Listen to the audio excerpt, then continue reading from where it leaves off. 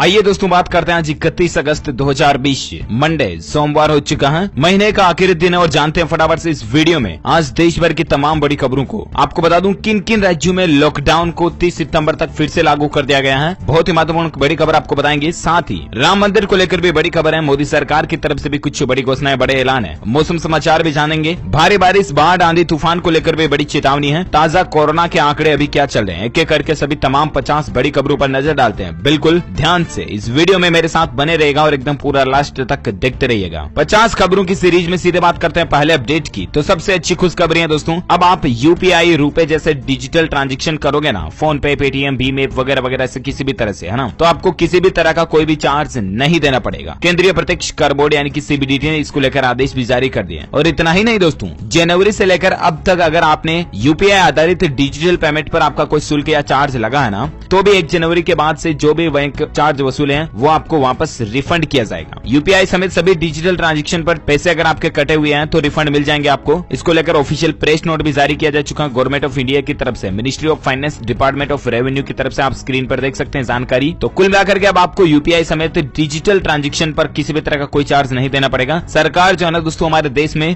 Digital transaction को बढ़ावा देने के लिए ये फैसला लिया है और वाकई में बहुत अच्छा फैसला है गवर्नमेंट की तरफ से, है ना। चलिए अगली खबर आप देख सकते हैं कि अब महिंद्रा कंपनी करेगी आपकी एसयूवी को कस्टमाइज, वेबसाइट की मदद से करवा सकते हैं मॉडिफाई। जी हाँ, महिंद्रा कंपनी जो है ना उसकी एसयूवी अगर आप खरीदते हैं और आप उसे अपने हिसाब से कस्टमाइज करवाना चाहते हैं ना, तो अब ये सुविधा आपको खुद महिंद्रा कंपनी भी दे रही है। महिंद्रा की ऑफिशियल वेबसाइट के जरिए थार, बोलेरो, स्कॉर्पियो वगैरह को आप कस्टमाइज करवा पाओगे, है ना। कंपनी ने ये सुविधा शुरू कर दी है। चलिए अगली खबर है दोस्तों की मन की बात कार्यक्रम में जब प्रधानमंत्री नरेंद्र मोदी ने कहा लेट्स द गेम बिगिन। मन की बात कार्यक्रम में कल प्रधानमंत्री नरेंद्र मोदी ने देश को संबोधित किया और काफी कुछ बातें और चर्चा की। कोविड-19 कोरोना महामारी को लेकर भी उन्होंने देशवासियों को संबोधित किया। इसके अलावा किसानों को कहा कि ये हमारे भारत के सबसे खास व्यक्तियों में से एक हैं, जिनकी बदौलत भारत की इंडस्ट्री और हम सभी का जीवन चलता है। इसके अलावा दोस्तों प्रधानमंत्री नरेंद्र मोदी ने देश को टॉय प्रोडक्शन का हब बनाने को कहा है, यानी कि खिलौनों का भारत में हब बन जाए। आत्मनिर्भर भारत अभियान के तहत एक बड़ा कदम होगा। हमारे देश में ज्यादातर खिलौने जो आते हैं ना वो चाइनीज वगैरह ही आते हैं, चाइना के खिलौने आते हैं, राइट, जो कि मेलों वगैरह में मिलते हैं।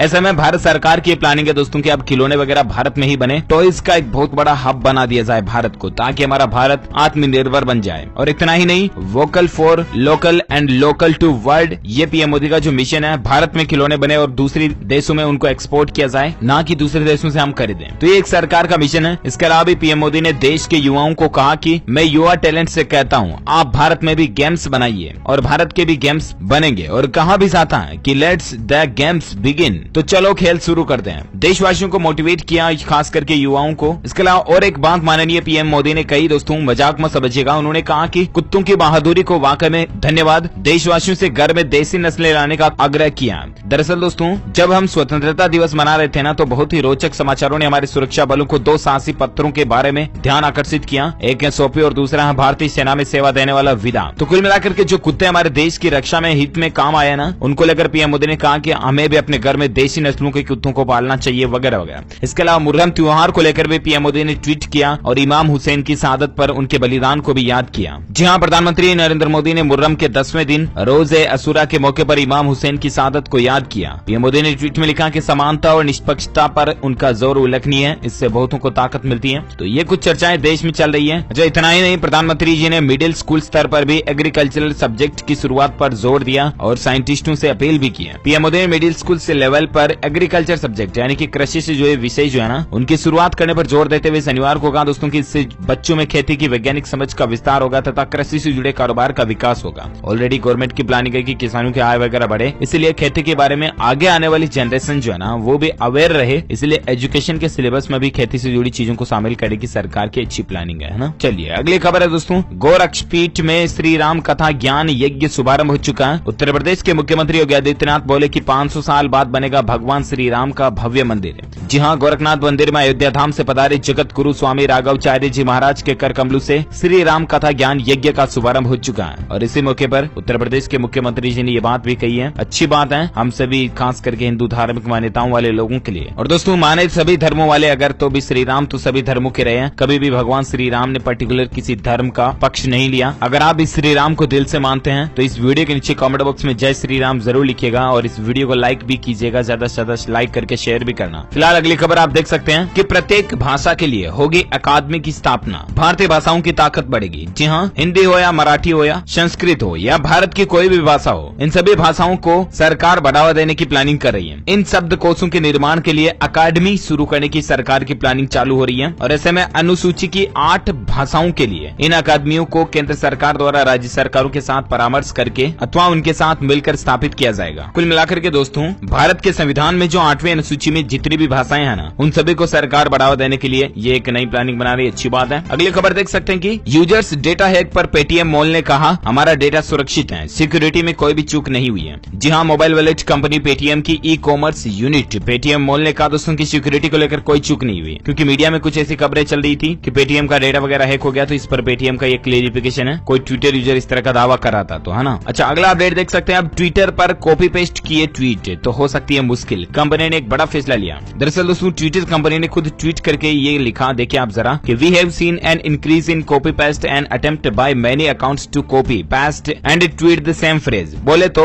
कई सारे ऐसे अकाउंट्स हैं जो कि हूबहू ट्वीट को कॉपी करके वापस पेस्ट ट्वीट कर देते हैं, ठीक है ना। तो ट्विटर का कहना कुल मिलाकर के ये है कि अब ये जो ट्वीट है ना, इन ट्वीट की विजिबिलिटी की लिमिट तय करेगी ट्विटर, यानी कि कंपनी कॉपी पेस्ट ट्वीट को अब कम दिखाएगी, कम लोगों के पास दिखेंगे वो, है ना। उस कंटेंट को कम पहुंचाएगी, रीच कम रहेगी उसकी। तो आप यूनिक ट्वीट लिखें तो ज्यादा रीच होगी। चलिए अगली खबर देख सकते हैं कि स्मार्टफोन में अगर आप डार्क मोड यूज करते हैं ना, तो आप पर भारी पड़ सकता है। जी हाँ, हम में से कई लोग होते हैं दोस्तों जो स्मार्टफोन में डार्क मोड इस्तेमाल करते हैं रात के समय खास करके चलाने के लिए, ताकि आंखों पर ज्यादा जोर ना पड़े, राइट। लेकिन वैज्ञानिकों की रिसर्च में जो बात सामने आई है वो आपको चौंका सकती है। दरअसल अगर आप लंबे समय तक अपने स्मार्टफोन पर डार्क मोड का इस्तेमाल करते हैं ना, तो बाद में आपकी आंखें उसे अडॉप्ट कर लेती हैं और व्हाइट कलर का टेक्स्ट पढ़ना बेहतर आपको लगने लगता है। लेकिन जब आप लाइट मोड पर आते हैं तो इसका असर आपकी आंखों पर पड़ता है और आपका विजन कमजोर होने लगता है। डार्क मोड ज्यादा इस्तेमाल आंखों की बीमारी का कारण भी बन सकता है। देख सकते हैं अमेरिकन ऑप्टोमेट्रिक एसोसिएशन के मुताबिक डार्क मोड इस्तेमाल करने वाले लोगों में एस्टिग्मेटिज्म नाम की एक बीमारी भी सामने आ रही है। तो कुल मिलाकर के ये मसला है, आप दोनों ही मोड को बैलेंस रखें तो ज्यादा बेहतर है।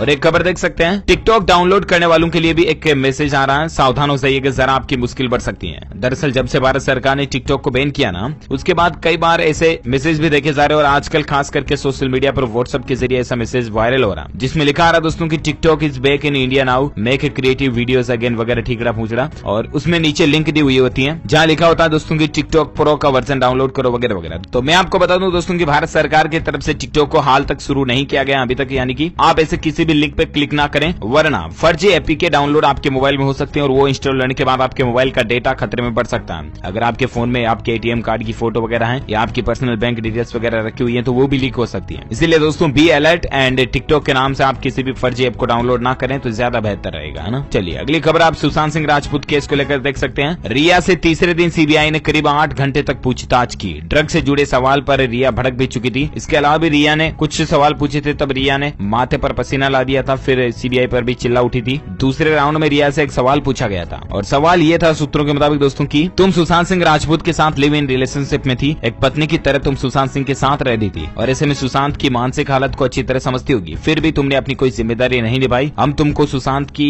आत्मजान देने के लिए उकसाने के आरोप में गिरफ्तार क्यों नहीं करें? अगर तुम बेगुनाह हो तो किसी भी वैज्ञानिक जांच करवाने के लिए तैयार हो। इस सवाल पर रिया चक्रवर्ती को गुस्सा वगैरह आ गया और भी कुछ सवाल पूछे कि तुम सुशांत की मौत के लिए अपने आप को कितना जिम्मेदार मानती हो, या फिर क्या सुशांत की मौत का कारण तुम्हारी अचानक हुई बेरुखी तो नहीं है, वगैरह वगैरह काफी ऐसे सवाल पूछे। रिया चिल्ला भी गई, गुस्सा भी गई। तीसरे दिन भी कई सवालों पर रिया से बहस हुई। ड्रग्स वगैरह से जुड़े सवालों पर रिया गुस्सा करने लगी थी। अच्छा, इसके अलावा सीबीआई अपना बराबर काम कर रही है। सुशांत सिंह राजपूत की बहन वगैरह से भी सीबीआई की पूछताछ की प्लानिंग चल रही है। देखते हैं दोस्तों सुशांत सिंह राजपूत केस को लेकर और क्या नया अपडेट या खुलासा देखने को मिलता है, मैं आपको जरूर बताऊंगा DLS न्यूज के ऊपर। फिलहाल आप अगली खबर में मौसम समाचार को लेकर कुछ अपडेट देख पाओगे। मध्य प्रदेश राज्य में भारी बारिश ने तबाही मचा रखी है। अब तक 8 लोगों के जान जाने की खबर है, जबकि 7,000 से ज्यादा लोगों को सुरक्षित बचा लिया गया। अच्छा दोस्तों, मौसम को लेकर और एक खबर यह कि राजस्थान, गुजरात, पश्चिम बंगाल में भारी बारिश का अलर्ट है। इसके अलावा असम, मेघालय में भी मौसम एक्टिव रहेगा, है ना। वहीं दोस्तों मौसम विभाग का कहना है कि असम, मेघालय, नागालैंड, मणिपुर, मध्य महाराष्ट्र, कोंकण, गोवा में भी भारी बारिश वगैरह की संभावना है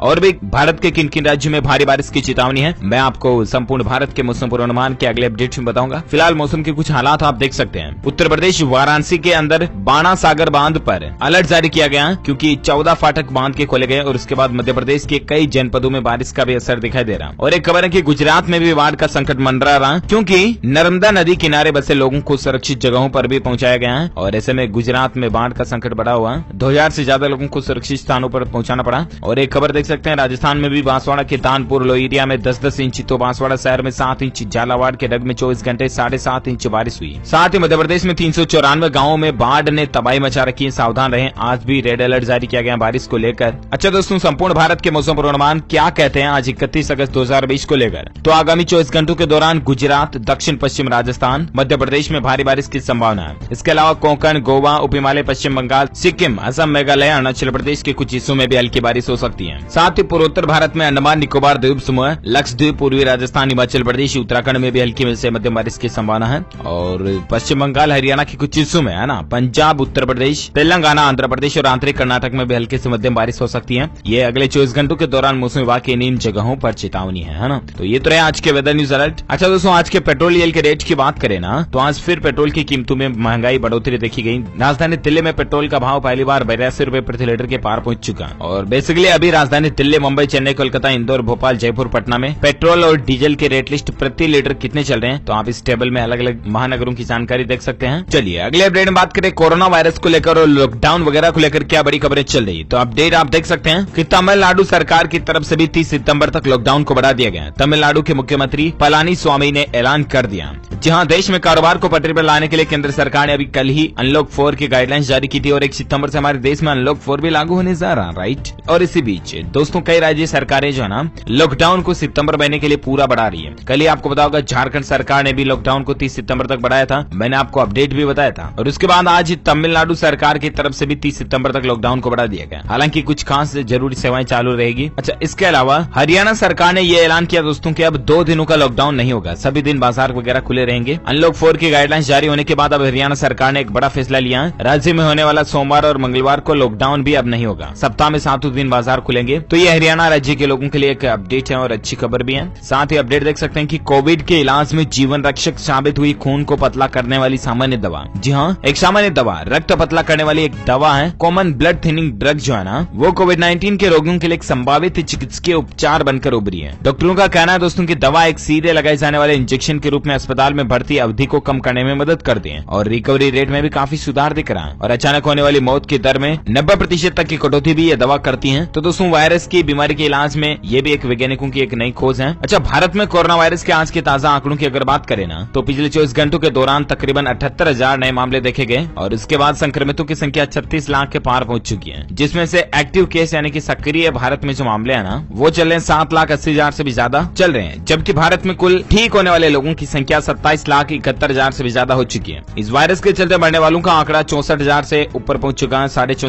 64,600 से ऊपर चल रहा है। तो ये तरह कोरोना का आज का ताजा आंकड़ा, राइट। और आइए अब नजर डालते हैं भारत में कुछ और अलग खबरों पर, जहां बहुत ही इंपॉर्टेंट और महत्वपूर्ण खबरें हैं। इस वीडियो को बीच में बंद मत कीजिएगा। अगली खबर आप देख सकते हैं कि मध्य प्रदेश में 6 साल में 50 इंजीनियरिंग कॉलेज बंद हुए हैं। जॉब न मिलने से घटा छात्रों का रुझान। जी हाँ, आपने कई सारे जोक्स और चुटकुले में सुना होगा दोस्तों की इंजीनियरिंग कर रहे हो पढ़ाई तो फिर जॉब नहीं मिलती वगैरह वगैरह, छोकरी नौकरी दोनों नहीं मिलती, ऐसे कुछ जोक्स वगैरह सुने होंगे, राइट। तो उन जोक्सों को हकीकत बयां होती यहाँ देखिए जरा। मध्य प्रदेश राज्य में पिछले 6 साल में 50 से ज्यादा इंजीनियरिंग कॉलेज बंद हुए हैं। आखिर क्यों? क्या इस क्वेश्चन मार्क का जवाब है किसी के पास? जाहिर सी बात है कि जॉब नहीं मिल रही, स्टूडेंट्स का रुझान कम हो रहा है ना। अच्छा, अगली और एक बड़ी खबर देख सकते हैं कि कस्टमर्स अब लग्जरी नहीं बल्कि जरूरी चीजों पर जोर दे रहे हैं। कोविड-19 ने जिंदगी जीने का रुख ही बदल दिया। पहले कई सारे सेठ लोग जो होते हैं ना, ज्यादा पैसे वाले लोग, वो जरूरी चीजों की बजाय लग्जरी आइटम्स पर, शौक मौज के आइटम्स पर ज्यादा पैसा खर्च करते थे। लेकिन अब सर्वे में पता चला दोस्तों की आम आदमी जो है ना, उसकी तरह महत्वपूर्ण चीजों पर अब ज्यादा पैसा खर्च कर रहे हैं लोग बाग, चाहे कितने ही पैसे वाले हो वगैरह वगैरह, क्योंकि अभी आर्थिक संकट भी चल रहा है इस महामारी के चलते वगैरह वगैरह। तो ये कस्टमर्स के व्यवहार में एक बड़ा बदलाव देखने को मिला है। चलिए अगली खबर आप देख सकते हैं कि जबरन रिटायरमेंट को लेकर एक नया आदेश जारी हुआ। 49 लाख सरकारी कर्मचारियों में हड़कंप भी मच गया। जी हाँ, मोदी सरकार ने हाल ही में केंद्र के कर्मचारियों के आवधिक प्रदर्शन की समीक्षा की थी, जिसके बाद 28 अगस्त को एक अहम फैसला लिया गया, जिससे 49 लाख सरकारी कर्मचारी परेशान है। सरकार ने साफ कर दिया दोस्तों की आवधिक समीक्षा को लेकर अब सख्ती से लागू किया जाएगा। साथ ही जरूरत पड़ने पर जनहित में कर्मचारियों को पहले ही रिटायर कर दिया जाएगा। तो ये कुछ सरकारी कर्मचारियों को लेकर मसला चल रहा है। सभी मंत्रालयों को भी इसके संबंधित पत्र वगैरह भेजे गए, किन कर्मचारियों को कितनी छूट मिलेगी, 3 महीने की एडवांस सैलरी वगैरह वगैरह, ज्यादा पॉइंट्स और हाईलाइट से सरकारी कर्मचारी इस वीडियो को पॉज करके पढ़ लीजिएगा, है ना। फिलहाल अपन आगे बढ़ते हैं अगली खबर में, जहां देख पा रहे कि जम्मू कश्मीर के नाम दर्ज हुआ एक और राष्ट्रीय पुरस्कार, किसानों को मिल रहा लाभ। जी हाँ दोस्तों, जम्मू कश्मीर के उधमपुर जिले ने जीविका पहल के क्रियान्वयन को लेकर राष्ट्रीय जल नवोन्मेष सम्मेलन 2020 में एक राष्ट्रीय पुरस्कार प्राप्त किया। और भी ज्यादा जानकारी इसके बारे में देख सकते हैं। और एक खबर है खेल समाचार को लेकर कि सीएसके नहीं खेल पाएगी आईपीएल 2020 का ओपनिंग मैच। बीसीसीआई शेड्यूल में बदलाव करने जा रही है। जी हां, आईपीएल 2020 की शुरुआत से ठीक पहले 3 बार champion team Chennai Super Kings को बड़ा झटका लगा, जब टीम के 2 खिलाड़ी समेत 13 सदस्य कोरोना पॉजिटिव पाए गए। टीम के जो 2 खिलाड़ी पॉजिटिव पाए गए वो दीपक चाहर व ऋतुराज गायकवाड़ हैं। और इसी के चलते ये बीसीसीआई की तरफ से शेड्यूल में बदलाव को लेकर अपडेट है ना। और एक खबर है दोस्तों के साल 2023 में दुनिया में स्मार्टफोन मार्केट के 50% हिस्से पर 5G स्मार्टफोन का राज होगा। ये एक एनालिसिस और आंकड़ा निकल कर आ रहा है इंटरनेशनल डेटा कॉर्पोरेशन यानी कि आईडीसी की एक नई रिपोर्ट के मुताबिक साल 2023 तक मात्र अगले 3 सालों के अंदर दुनिया भर में स्मार्टफोन मार्केट के 50% हिस्से पर 5G स्मार्टफोन का कब्जा जमा जाने की संभावना है। यानी कि जरा देखिए टेक्नोलॉजी में कितना जल्दी क्विक बदलाव हमें देखने को मिलेगा, है ना। और एक खबर है कि भारत ने दिया एक और कड़ा संदेश, रूस को साफ साफ कहा कि चीन और पाकिस्तान का आना बर्दाश्त नहीं है। जी हां दोस्तों, पूर्वी लद्दाख में चीन के साथ चल रहे सीमा विवाद के बीच भारत ने रूस में आयोजित होने वाले बहुराष्ट्रीय सैन्य अभ्यास कवकास 2020 में शामिल होने से इनकार कर दिया। हाल ही में मीडिया में खबरें आई थी कि ये तीनों देशों की सेनाएं जो एक दूसरे के साथ में युद्धाभ्यास करेगी, लेकिन भारत ने अब मना कर दिया। सूत्रों के मुताबिक भारत ने रूस को बता दिया कि वह ऐसे सैन्य अभ्यास में भाग नहीं लेगा जिसमें चीन और पाकिस्तान के सैनिक भी शामिल हो। उच्च स्तरीय बैठक में यह फैसला लिया गया है। चलिए अगली खबर है, किसानों के लिए अलर्ट है दोस्तों, आज ही जमा कर दें किसान क्रेडिट कार्ड का बकाया पैसा, वरना आपकी ब्याज दर ज्यादा लग सकती है। जी हाँ, अगर आपने भी दोस्तों पंचायत समिति वगैरह से किसान क्रेडिट कार्ड पर लोन वगैरह लिया हुआ है ना, तो आज 31 अगस्त इसकी लास्ट तारीख है। आज ही जमा कर दें आप अपने लोन की बकाया राशि, तब तो आपको सिर्फ ब्याज 4% की रेट से ही चुकाना पड़ेगा, ठीक है ना। और अगर आप आज जमा नहीं करते हो तो लेट फीस के तौर पर आपको संपूर्ण राशि पर सभी समय का ब्याज 7% की दर से चुकाना पड़ेगा। तो भले किसान भाई लोग आज लोन को जमा करा के वापस 1 तारीख को लोन वापस निकलवा भी सकते हैं, इश्यू भी करवा सकते हैं, कोई दिक्कत नहीं है ना। चलिए अगली खबर देख सकते हैं, भगोड़ा कारोबारी विजय माल्या की समीक्षा याचिका पर भी सुप्रीम कोर्ट आज एक फैसला सुनाने जा रहा है। जहां सुप्रीम कोर्ट सोमवार को भगोड़े कारोबारी विजय माल्या के खिलाफ मई 2017 के अवमानना के मामले में दोषी करार दिए जाने के फैसले की समीक्षा याचिका पर अपना फैसला सुनाएगा। माल्या ने अदालत के फैसले के खिलाफ अपने बच्चों के खाते में $40 करोड़ की रकम भी ट्रांसफर की थी। तो देखते हैं उच्च न्यायालय की तरफ से आज क्या फैसला सुनाया जाता है, अपडेट में आपको बता दूंगा। और एक खबर देख सकते हैं कि रेलवे दे रहा जबरदस्त कमाई का मौका, यहाँ जानिए इंडियन रेलवे से जुड़ने का तरीका। जी हाँ दोस्तों,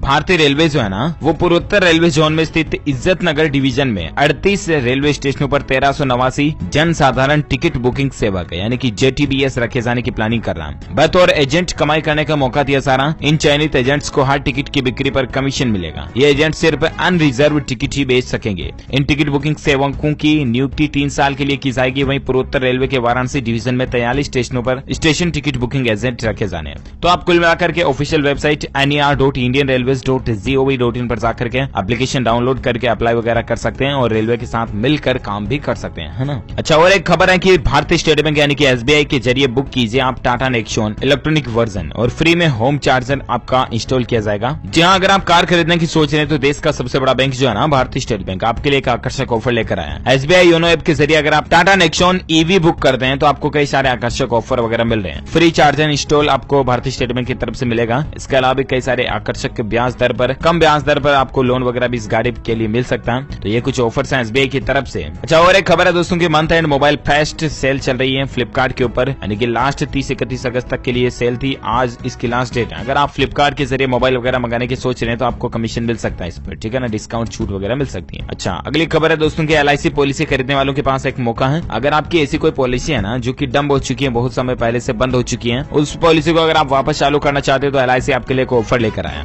इस दौरान आप कम चार्जेस वगैरह शुल्क पर भी आसानी से अपनी बंद पड़ी LIC पॉलिसी को फिर से चालू कर सकते हैं। इसकी लास्ट तारीख है 9 अक्टूबर तक ये कैंपेन चलाएगा LIC। तब तक आप भी चाहें तो अपने नजदीकी LIC ऑफिस जाकर के अपनी पुरानी पॉलिसीज को वापस चालू वगैरह कर सकते हैं, ठीक है ना। अच्छा, अगली खबर है बहुत ही महत्वपूर्ण अपडेट, ध्यान से समझिएगा। 10वीं में 75% से ज्यादा नंबर लाने वाले छात्रों को 20-20 हजार रूपए देगी इस राज्य की सरकार। जहाँ 10वीं के जो इंटेलिजेंट स्टूडेंट्स है ना, मेधावी छात्र, होशियार छात्र जो है, उनको असम राज्य सरकार ने एक फैसला लिया और उसके तहत 10वीं में जिनके 75 मार्क्स से अबव है उनको 20-20 हजार रूपए की आर्थिक मदद राज्य सरकार की तरफ से दी जाएगी। तो ये वाकई में एक अच्छी पहल है सरकार की, जिससे छात्रों को मोटिवेशन भी मिलता है स्टूडेंट्स को। चलिए अगली खबर है दोस्तों, गूगल पे के यूजर भी अब डेबिट क्रेडिट कार्ड से कॉन्टेक्टलेस पेमेंट कर पाएंगे। एक नई सुविधा शुरू की गई है। जहां कोरोना वायरस के डर के बीच सोशल डिस्टेंसिंग की जरूरत को देखते हुए गूगल पे ने अपने यूजर के लिए खास सेवा ऑफर की है। अब गूगल पे के यूजर्स NFC सिस्टम का इस्तेमाल कर डेबिट या क्रेडिट कार्ड से पेमेंट कर पाएंगे। ये जानकारी एंड्रॉइड पुलिस की एक रिपोर्ट में दी गई है। तो गूगल पे को आप अपडेट कर करके इस फीचर वगैरह का फायदा उठा सकेंगे। और एक खबर है कि महिंद्रा एंड महिंद्रा कंपनी ने REE ऑटोमोटिव से हाथ मिलाया है। बड़े पैमाने पर कॉमर्शियल इलेक्ट्रिक वाहन तैयार किए जाएंगे। जिस तरह से अभी नॉर्मल टेम्पो वगैरह चलते हैं, फ्यूचर में आपको इस तरह की टेक्नोलॉजी वाले इलेक्ट्रॉनिक टेम्पो वगैरह देखने को मिलेंगे। वायु प्रदूषण भी नहीं होगा, आवाज ध्वनि प्रदूषण भी नहीं होगा और भी कई सारे बेनिफिट्स मिलेंगे। पेट्रोल डीजल तो बचेगा ही है ना। और एक खबर है दोस्तों की लव जिहाद पर भी योगी सरकार सख्त हो चुकी है। कड़ा कानून बनाने की चर्चा और भी ज्यादा तेज हो चुकी है। उत्तर प्रदेश में इन दिनों लव जिहाद का मुद्दा उफान पर चल रहा है और राज्य के कानपुर, लखीमपुर खीरी, बलरामपुर सहित अनेक जिलों से आ रही महिला उत्पीड़न व लव जिहाद पर मुख्यमंत्री योगी आदित्यनाथ ने सख्त कदम उठाने के निर्देश दिए। वहीं इस मुद्दे को लेकर लंबे समय से संघर्ष कर रहे विश्व हिंदू परिषद VHP भी चाहता है कि इसे रोकने के लिए कड़ा कानून बनाया जाए। और देखते हैं अब कुल मिलाकर के यूपी गवर्नमेंट की तरफ से, योगी आदित्यनाथ सरकार की तरफ से क्या नया कानून या नियम वगैरह बनाया जाता है, मैं आपको अपडेट बता दूंगा। और एक खबर देख सकते हैं आपकी, सब्जियों की कीमतों में आग लग चुकी है। टमाटर 80 तो 400 रुपए किलोमीटर 400 रुपए प्रति किलोग्राम बिक रही है। ब्रोकली, सब्जियां, हरी सब्जियां वगैरह के दाम काफी महंगे चल रहे हैं आजकल, राइट। राजधानी दिल्ली NCR में भी सब्जियों के दाम अब कई सब्जियों के 100 रुपए पार पहुंच चुके हैं। ब्रोकली जैसी सब्जियां 400 रुपए प्रति किलो तक बिक रही है। आखिर क्यों बढ़ रहे हैं? तो इसके पीछे कुछ वजह, कोरोना महामारी भी चल रही है और बाकी कुछ आर्थिक मंदी तो है देश में अभी इस महामारी के चलते तो ये कुछ मसला चल रहा है। अच्छा, और एक खबर है एजुकेशन न्यूज को लेकर कि बिहार में 9 सितंबर से ऑनलाइन होगी STET की पुनर्परीक्षा। ये गलतियां ना करें वरना आप एग्जाम ना दे पाएंगे। जी हाँ, बिहार विद्यालय परीक्षा समिति द्वारा माध्यमिक शिक्षक पात्रता परीक्षा की पुनर्परीक्षा 9 से 21 सितंबर तक आयोजित की जाएगी। इसके कुछ रूल्स एंड रेगुलेशंस हैं। चप्पल पहनकर आने वालों को ही प्रवेश वगैरह मिलेगा। इसके अलावा 1 घंटे पहले एक परीक्षा केंद्र पर प्रवेश करने की अनुमति होगी। हर परीक्षा केंद्र पर जैमर वगैरह लगाए जाएंगे। शारीरिक दूरी का पालन करना पड़ेगा और मास्क वगैरह भी लगाकर जाए तो ज्यादा बेहतर है। अच्छा, एजुकेशन न्यूज को लेकर और एक खबर है कि राजस्थान हाईकोर्ट में वैकेंसी भी निकली हुई है। 12वीं पास के लिए नौकरी पाने का मौका है। HCRAJ.nic.in ऑफिशियल वेबसाइट है, जिस पर जाकर के आप ऑनलाइन अप्लाई कर सकते हैं। दरअसल राजस्थान हाईकोर्ट में ड्राइवर के पदों के लिए वैकेंसी निकली है, जिन पर लास्ट तारीख ही आज ही है, इसलिए मैं आपको ये अलर्ट बता रहा हूँ। हालांकि पोस्ट बेहतरी है लेकिन लास्ट डेट आज है, तो आप अप्लाई कर सकते हैं आज, ठीक है ना, अगर आप इंटरेस्टेड हैं तो। और एक खबर देख सकते हैं दोस्तों की, गुजरात में बनेगा दुनिया का सबसे बड़ा टॉय म्यूजियम। जी हाँ, गुजरात में 1500 करोड़ की लागत से दुनिया का सबसे बड़ा टॉय म्यूजियम, बोले तो खिलौनों का संग्रहालय बनाया जाएगा। दुनिया का सबसे बड़ा, है ना। गुजरात के गांधीनगर से बच्चों के लिए एक अच्छी खबर है। गुजरात में विश्व का सबसे बड़ा